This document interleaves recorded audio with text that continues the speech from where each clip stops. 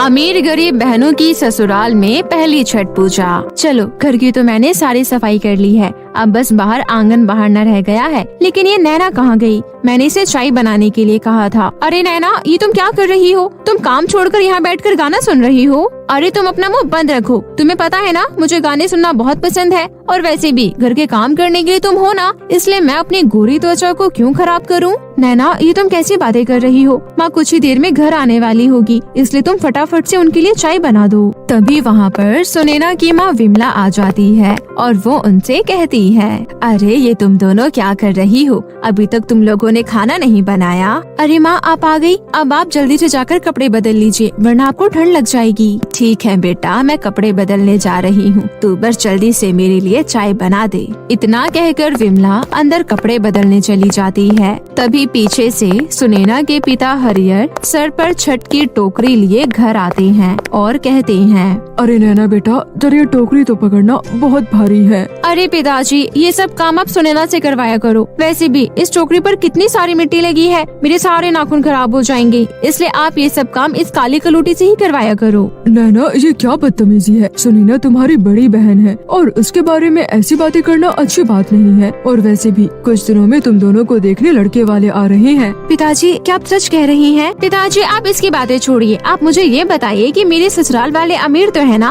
और उनके पास ढेर सारा पैसा तो है ना? बस कर नैना, तू तो बस हमेशा पैसों के ही पीछे भागती रहती है, इसलिए मैंने तेरी शादी अमीर घर में ही तय की है। लेकिन सुनैना बेटी, तेरे ससुराल वाले थोड़े से गरीब है, क्योंकि तेरे काले रंग की वजह से कोई भी अमीर घर का लड़का तुझसे शादी करना नहीं चाहता था। कोई बात नहीं पिताजी, मेरे लिए तो मेरे ससुराल वालों का प्यार ही बहुत है, इससे ज्यादा मुझे और कुछ नहीं चाहिए। बहुत अच्छी बात है बेटा, भगवान करे तू हमेशा ऐसे ही खुश रहे। चलो, कम से कम मुझे अपने अमीर ससुराल में सारी सुख सुविधा मिलेंगी जो मुझे अपने इस गरीब घर में नहीं मिल पाई है, और साथ ही मुझे अपनी इस काली कलूटी बहन से भी छुटकारा मिल जाएगा। लेकिन बेचारे सुनैना, तेरे ससुराल वाले तो बहुत गरीब है, तुझे तो वहाँ पर भी सारे काम खुद ही करने पड़ेंगे। कोई बात नहीं नैना, भगवान ने मेरी नसीब में जो लिखा है मैं उसी में बहुत खुश हूँ। और इसी तरह दोनों काली और गोरी बहनों की शादी अमीर और गरीब घरों में हो जाती है, और दोनों ही अपने अमीर और गरीब ससुराल में बहुत खुश होते हैं। कि तभी एक दिन अचानक से सुनैना के पति विनोद का एक बहुत बड़ा एक्सीडेंट हो जाता है, जिसकी वजह से सुनैना का पति पूरी तरह से पैरालाइज हो जाता है। और डॉक्टर की ये बात सुनकर सुनैना फूट फूट कर रोने लगती है और कहती है, ऐसा मत कहिए डॉक्टर, कोई ना कोई इलाज तो जरूर होगा ना इसका। आप प्लीज मेरे पति को ठीक कर दीजिए, मैं आपके सामने हाथ जोड़ती हूँ। देखिए, आप अपने आप को संभालिए, क्योंकि मैं इसमें आपकी कोई मदद नहीं कर सकता हूँ, क्योंकि एक्सीडेंट की वजह से आपके पति की कई सारी नसें ब्लॉक हो चुकी है। इसलिए आप बस उनका अच्छे से ख्याल रखें। बाकी सब भगवान के हाथ में है, और ये सब कुछ दवाइयाँ लिखी है मैंने, जो आपको उन्हें देनी होगी। हे भगवान, अब मैं इतनी महंगी दवाइयाँ कैसे खरीद पाऊंगी? घर में जितने भी पैसे थे वो सब तो विनोद जी के इलाज में लग गए हैं, और अब तो घर का खर्चा भी चलाना मुश्किल हो जाएगा। और ऐसे ही कुछ दिन और गुजर जाते हैं, और सुनैना के घर की आर्थिक स्थिति दिन पर दिन बिगड़ने लगती है। तभी सुनैना अपने पति विनोद से कहती है, सुनिए जी, आप ये दाल जल्दी से पी लीजिए, फिर आपको दवाई भी खानी है। और हाँ, आज मैं काम की तलाश में बाहर जाऊंगी। मुझे माफ कर दो सुनैना, आज तुम्हें मेरी वजह से घर से बाहर काम ढूंढने जाना पड़ रहा है, लेकिन फिर भी मैं तुम्हारी कोई मदद नहीं कर पा रहा हूँ। पता नहीं भगवान ने मेरे साथ ऐसा क्यों किया। आप चिंता मत करिए जी, देखना एक दिन भगवान सब कुछ ठीक कर देंगे, आप बस भगवान पर भरोसा रखिए। इतना कहकर सुनैना काम की तलाश में घर से बाहर निकल पड़ती है, लेकिन उसे अभी तक कोई भी काम नहीं मिलता। तभी बाजार में उसकी नजर छठ पूजा के बिक रहे सामानों पर पड़ती है, जिसे देखकर सुनैना कहती है, अरे मैं तो भूल ही गई थी कि अगले हफ्ते छठ पूजा है। मैं ऐसा करती हूँ, बांस की कुछ टोकरियाँ बनाकर उन्हें बाजार में बेचती हूँ, इससे मुझे थोड़े बहुत पैसे मिल जाएंगे, फिर मैं भी छठ पूजा का सामान खरीद सकूंगी और छठ का व्रत रख पाऊंगी। इतना कहकर सुनैना जंगल से बांस की लकड़ियाँ लाकर उनसे बांस की टोकरी बनाना शुरू कर देती है, और फिर उन टोकरियों को बाजार में बेचने लगती है, जिससे उसे थोड़े बहुत पैसे मिल जाते हैं। और सुनैना छठ पूजा के लिए अपने घर को गोबर से लीपती है और उसे थोड़ा बहुत फूलों से सजा देती है। वहीं नैना छठ पूजा के लिए ब्यूटी पार्लर जाकर तैयार होती है और छठ पूजा के लिए ढेर सारी शॉपिंग करती है।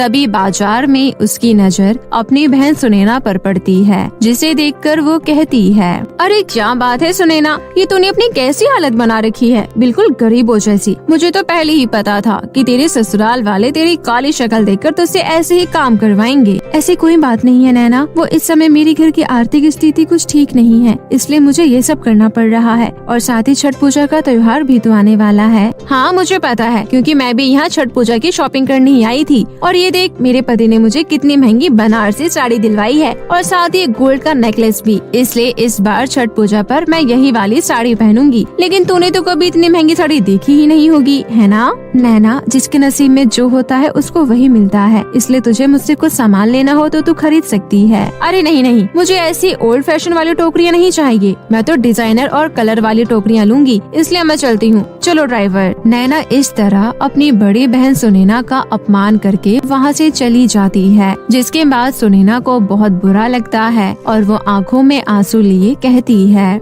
हे छठी मैया, हम गरीबों के नसीब में क्या आपका ये व्रत करना लिखा ही नहीं है? अब मैं कैसे आपका ये व्रत कर पाऊंगी? मेरे पास तो ना कोई सामान है और ना ही पैसे। और इस तरह सुनैना अपनी थोड़ी बहुत टोकरियां बेचकर छठ पूजा का व्रत करती है और पूरी विधि विधान के साथ सुनैना छठ का व्रत रखती है। और शाम को दोनों ही अमीर गरीब बहनें छठ के घाट पर जाती है, जहाँ नैना सुनैना से कहती है, अरे मेरी काली बेअक्लमंद बहन, ये घाट सिर्फ अमीर और वीआईपी लोगों के लिए ही बनाया गया है, इसलिए तुम घाट की दूसरी तरफ जाओ जहाँ सारे गरीब लोग पूजा कर रहे हैं। नैना की ये बात सुनकर मंदिर का पुजारी उससे कहता है, अरे बेटी, ये तुम कैसी बातें कर रही हो? छठ पूजा का घाट तो अमीर हो या गरीब सबके लिए एक समान होता है, इसलिए यहाँ पर पूजा करने का हक भी हर किसी को है। पुजारी की ये बात सुनकर दोनों ही बहनें एक ही घाट पर पूजा करती हैं और वहाँ से जाने लगती है। तभी नैना कहती है, ओह माय गॉड, मुझे तो बहुत तेज ठंड लग रही है, कल सुबह तो मैं अपने लिए गर्म कपड़े भी लेकर आऊंगी। इतना कहकर सुनैना सुबह जल्दी ही घाट पर पहुंच जाती है और वहीं नैना 5 बजे के बाद घाट पर पहुंचती है और फिर दोनों ही बहनें सूर्य देव को अर्घ देती है। तभी सुनैना कहती है, हे छठी मैया, मैंने बहुत ही श्रद्धा से आपका व्रत करा है, लेकिन अगर फिर भी मुझसे कोई गलती हो गई हो तो आप मुझे माफ कर दीजिएगा और मेरे पति को जल्द से जल्द ठीक कर दीजिए। सुनैना के इतना कहते ही छठी मैया साक्षात उसे दर्शन देती है और उससे कहती है, सुनैना, तुमने अपने इतने मुश्किल भरे वक्त में भी मेरी पूजा पूरी श्रद्धा और लगन के साथ किया है, इसलिए मैं तुम्हें आशीर्वाद देती हूँ कि तुम्हारा पति पूरी तरह से स्वस्थ हो जाएगा और तुम्हें कभी भी धन की कोई कमी नहीं होगी। और नैना, तुम अपनी अमीरी के चलते जो तुमने अपनी बहन के साथ बर्ताव किया है, इसका फल तुम्हें जरूर मिलेगा, इसलिए अभी भी वक्त है कि तुम अपनी गलती का पश्चाताप कर लो, वरना आगे चलकर तुम्हें बहुत कुछ सहन करना पड़ेगा। नहीं नहीं छठी मैया, मुझे माफ कर दीजिए, मैं आइंदा ऐसी गलती कभी नहीं करूंगी और न ही कभी अपनी बड़ी बहन को नीचा दिखाऊंगी। और इस तरह नैना को अपनी गलती का एहसास हो जाता है और वो सुनैना से हाथ जोड़कर माफी मांगती है और सुनैना भी उसे माफ कर देती है। और वहीं सुनैना का पति विनोद भी पूरी तरह से ठीक हो जाता है और अब दोनों बहनें हंसी खुशी अपना जीवन जीने लगती है। मरी हुई माँ की अनोखी ममता। नताशा अपने घर से दूर शहर में नौकरी किया करती थी। आज उसकी फ्रेंड सालू के घर पार्टी था।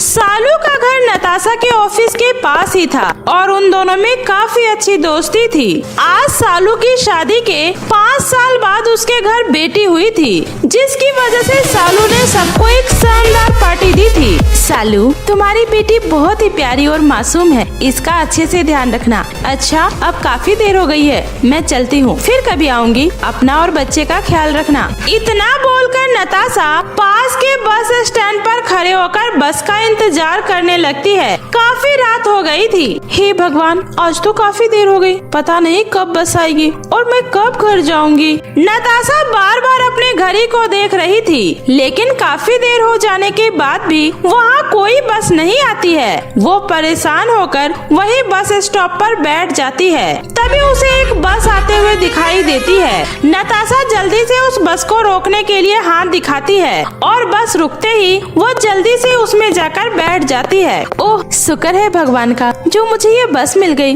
वरना मैं घर कैसे पहुंचती। नताशा बस में बैठ तो जाती है, लेकिन वो अभी भी बार बार अपने घड़ी को देखे जा रही थी। ऐसे बार बार घड़ी देखने से तुम्हारा घर जल्दी नहीं आ जाएगा। जी मुझे पता है, लेकिन क्या करूं, आज बहुत लेट हो गया, इसलिए बहुत ज्यादा घबराहट हो रही है। लगता है तुम्हारे माता पिता काफी ज्यादा स्ट्रिक्ट हैं, तभी तुम इतना डर रही हो कि घर जाकर तुम्हें डांट पड़ेगी। अरे नहीं नहीं, ऐसी कोई बात नहीं है। मैं तो इस शहर में अकेले ही फ्लैट लेकर रहती हूँ। मेरा पूरा परिवार गांव में रहता है, लेकिन वो क्या है ना, नया शहर है तो देर रात को सुनसान और अनजान रास्ते में जाने में हम लड़कियों को डर तो लगता ही है। चलो दूर ही सही, लेकिन परिवार तो है तुम्हारा, लेकिन मेरा तो इस दुनिया में कोई भी नहीं है। बहुत दुख हुआ सुनकर। तभी ड्राइवर नताशा से कहता है, मैडम आपका बस स्टॉप आ गया, जल्दी उतरिए। अरे हाँ, बातों बातों में ध्यान ही नहीं रहा। अच्छा अब मैं चलती हूँ, भगवान ने चाहा तो फिर जरूर मुलाकात होगी। इतना बोलकर नताशा बस से उतरकर अपने घर चली जाती है और खाना खाकर सो जाती है। संयोग से अगले दिन भी नताशा को ऑफिस में ओवर टाइम की वजह से देर हो जाती है और बस में फिर से उसे वही महिला मिल जाती है जो उसे पिछली रात बस में मिली थी और दोनों में काफी अच्छी बातचीत होने लगती है। और फिर क्या, अब तो नताशा को लेट छुट्टी हो या फिर जल्दी, उसे वो महिला अब रोज ही मिलने लगती है। अरे ये क्या, आप इस बस में? बड़ी अजीब बात है ना, मैं चाहे किसी भी वक्त ऑफिस से निकलूं, आप मुझे हर रोज मिल ही जाती है। हाँ, शायद ऊपर वाले की भी यही मर्जी है। हाँ। और फिर ऐसे ही कुछ ही दिनों में नताशा और प्रेमलता की बहुत अच्छी और गहरी दोस्ती हो जाती है। और फिर एक दिन नताशा खुद ही प्रेमलता को अपने साथ अपने फ्लैट में रहने के लिए कहती है। प्रेमलता का इस दुनिया में कोई नहीं था, इसलिए वो नताशा के साथ रहने के लिए मान जाती है और फिर दोनों एक साथ हंसी खुशी रहने लगते हैं। दोनों साथ मिलकर चाय नाश्ता करने के बाद एक साथ ही अपने जॉब के लिए निकलती और फिर रात को ही वो दोनों मिलती थी। एक दिन प्रेमलता ऑफिस के लिए निकल ही रही थी, तभी उसके बैग से बच्चों का एक खिलौना नीचे गिर जाता है। ये देखकर प्रेमलता बहुत ज्यादा घबरा जाती है और वो इधर उधर देखकर जल्दी से वो खिलौना उठाकर अपने बैग में रखकर ऑफिस के लिए निकल जाती है। अरे ये क्या, इसके बैग में छोटे बच्चों का खिलौना, लेकिन ये तो कह रही थी इसका इस दुनिया में कोई भी नहीं है और ये खिलौना के गिरते ही इतना डर क्यों रही थी? कुछ तो बात है, मुझे इसके ऊपर नजर रखनी होगी। उसके बाद नताशा भी ऑफिस के लिए निकल जाती है। रात में जब वो अपने कमरे में सो रही होती है, तभी नताशा को खिलौने वाली बात याद आती है। वो उस बारे में प्रेमलता से पूछने उसके कमरे में जाती है, लेकिन वो देखती है कि प्रेमलता तो अपने कमरे में है ही नहीं। वो उसे पूरे फ्लैट में हर जगह ढूंढती है, लेकिन वो कहीं नहीं मिलती। आखिर ये इतनी रात में कहाँ जा सकती है? मुझे अब इस पर अच्छे से नजर रखनी होगी। उसके बाद नताशा प्रेमलता के ऊपर अच्छे से नजर रखने लगती है। रात होने के बाद प्रेमलता अपने घर से बाहर निकल जाती है। नताशा भी उसका पीछा करते हुए उसके पीछे पीछे जाने लगती है। तभी वो देखती है कि प्रेमलता उस शहर के एक बड़े से सिटी हॉस्पिटल के अंदर जाती है। और इसका मतलब ये हर रोज रात में इस हॉस्पिटल में आती है, लेकिन कौन है इसका यहाँ? आखिर ये रात में सबसे छुपकर यहाँ क्यों आती है? लेकिन ये तो कहती है कि इसका इस दुनिया में कोई नहीं। ओफो, मैं तो इसके बारे में सोच सोच कर पागल ही हो जाऊंगी। अब मैं इसकी पूरी सच्चाई पता लगा कर ही रहूंगी। नताशा चुपचाप वहाँ से चली जाती है। अगली सुबह प्रेमलता के ऑफिस जाने के बाद नताशा सीधा उस सिटी हॉस्पिटल में जाती है और वहाँ रिसेप्शन पर वो प्रेमलता के बारे में पूछती है। मैडम, इस हॉस्पिटल में सबके आने जाने का सारा रिकॉर्ड होता है, लेकिन यहाँ प्रेमलता नाम की कोई औरत इस हॉस्पिटल में विजिट करने नहीं आई है और न ही इस नाम का कोई पेशेंट हमारे यहाँ एडमिट है। आखिर ऐसा कैसे हो सकता है? मैंने तो उसे खुद रात में यहाँ आते देखा।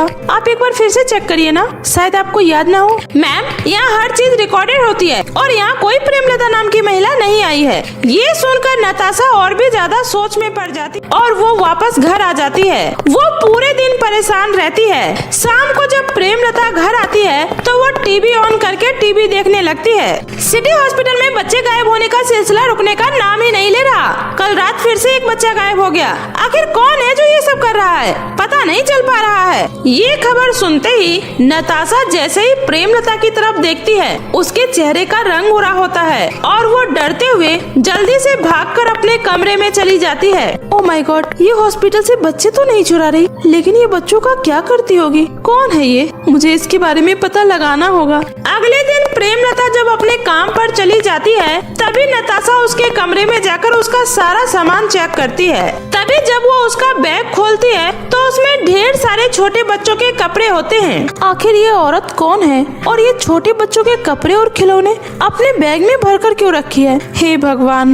नताशा उन कपड़ों को वापस बैग में भर ही रही होती है तभी उसे एक कपड़ों में फोटो का फ्रेम मिलता है। वो उस फोटो को देखकर बिल्कुल सन्न रह जाती है क्योंकि उस फोटो में प्रेमलता एक छोटे से बच्चे को गोद में ले रखी थी। नताशा तभी अपने घर से निकल जाती है और सीधा अपनी दोस्त सालू के घर जाती है। अरे नताशा तुम, क्या हुआ? सब ठीक तो है ना? तुम इतनी घबराई हुई क्यों हो? सालू देखो, तुम्हें मेरी कसम है, तू जो भी कहेगी मुझे सच कहेगी और सच सच बता। सालू, गुड़िया किसकी बेटी है? नताशा पागल हो गई है क्या? ये तो कैसी बातें कर रही है? सभी को पता है गुड़िया मेरी बेटी है। सालू अब छुपाने से कोई फायदा नहीं क्योंकि मैं सच जान चुकी हूँ, ये तेरी बेटी नहीं है, समझी? झूठ बोला है तूने सबसे।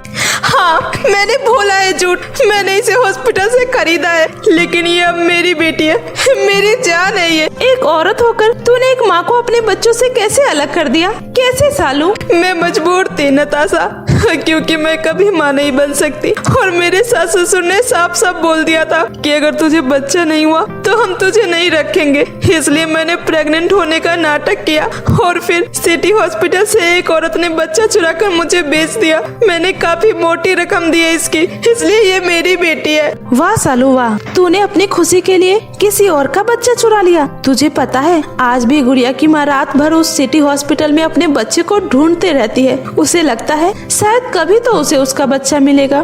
तुम कैसे जानती हो उसकी माँ को? क्योंकि वो मेरे साथ ही रहती है। मैं तो उसे ही बच्चा चुराने वाली समझ रही थी लेकिन मुझे उसके सामान में से ये फोटो मिली और इस फोटो में ये गुड़िया के साथ है और ये फोटो बच्चा पैदा होने के तुरंत बाद का ही है। सालू कैसे कोई किसी की गोद सुनी करके अपने आप को माँ कह सकता है? आखिर लोग ऐसा कैसे कर सकते हैं? मुझे माफ कर दे नताशा, मैं डर गई थी और जब सिटी हॉस्पिटल में मुझे वो बच्चा चुराने वाली मिली तो मुझे उससे एक उम्मीद मिली और मैं स्वार्थी हो गई। मैं ज्यादा कुछ सोच नहीं पाई, मेरी गलती है। सालू अभी मेरे साथ चल, तुझे आज दो काम करने होंगे। एक तो इस बच्चा चोर को तुझे पुलिस में पकड़वाना होगा और दूसरा इस बच्चों को उसकी माँ को देना होगा। नहीं नताशा नहीं, मैं सब कुछ करने के लिए तैयार हूँ लेकिन मैं गुड़िया को किसी को नहीं दे सकती। मैं उसके बिना मर जाऊंगी। भले ही मैंने उसे जन्म नहीं दिया है लेकिन वो मेरी बेटी है। सालू इसकी माँ भी इसके बिना पल पल मर रही है, तो ये पाप अपने सर मत ले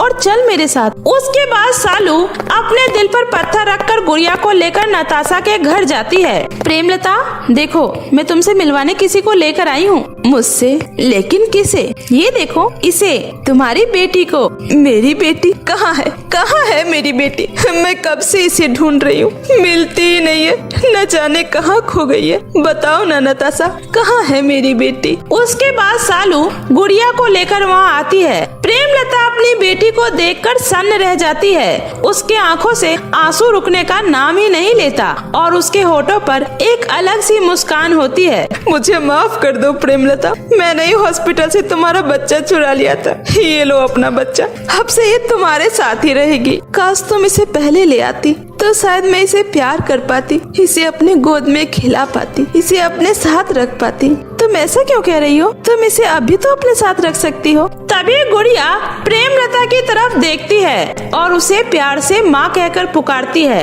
प्रेमलता खुशी से अपनी बेटी को छूती है, तभी वो धुआं बनकर वहाँ से गायब हो जाती है। तभी वहाँ प्रेमलता की आवाज आती है, मेरी गुड़िया बेटी का अच्छे से ध्यान रखना, तभी मेरी आत्मा को शांति मिलेगी। प्रेमलता अपनी बेटी के खो जाने का गम बर्दाश्त नहीं कर पाती है और वो आत्महत्या कर लेती है। लेकिन उसकी आत्मा अभी तक अपने बच्चों के लिए दर दर भटक रही होती है। लेकिन अपने बेटी के मिल जाने के बाद उसकी आत्मा को हमेशा के लिए मुक्ति मिल जाती है।